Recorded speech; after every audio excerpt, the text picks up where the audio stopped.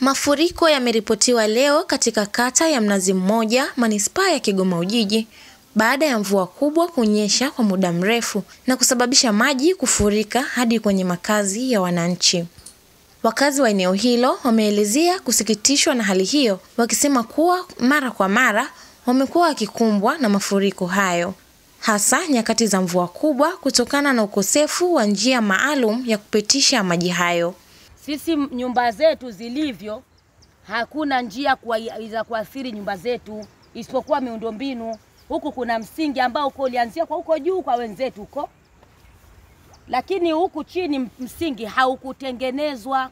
Kwa hiyo umekuwa unaathiri, maji yameshavuka, yameacha nafasi yake, yanaingia katika majumba yetu. Lakini nyumba zetu jinsi zilivyo zipo vizuri, na wala hakuna njia tunaweza tukapata tukaathirika kwa maji, isipokuwa ni miundombinu ya msingi. Kwa hiyo serikali tunaiomba mje mtutembelee huku chini, kata ya Kitongoni, maeneo ya Kabondo, forodha ya Ujiji, mje kuangalie msingi ambao unaupitisha maji kupeleka ziwani, kutoa maeneo ya posta. Maji ambayo yanayotoka posta yote yanaingia na kuja kwa yanatuathiri. Serikali tunaomba mje kutuangalia sisi wananchi wenu. Wananchi hao wameiomba serikali kuchukua hatua za haraka kwa kujenga madaraja na mifereji imara ya kupitishia maji ili kuzuia madhara yanayoweza kujitokeza zaidi msimu huu. Leo tumepata mafuriko ya mvua ambayo imenyesha kuanzia saa 7 mpaka saa 10. Kuna mfereji unaotoa maji kutoka posta, maji hayo yanakusanyika kutoka Mwanga, Bakwata na Usimbi. Makutano hayo yako posta.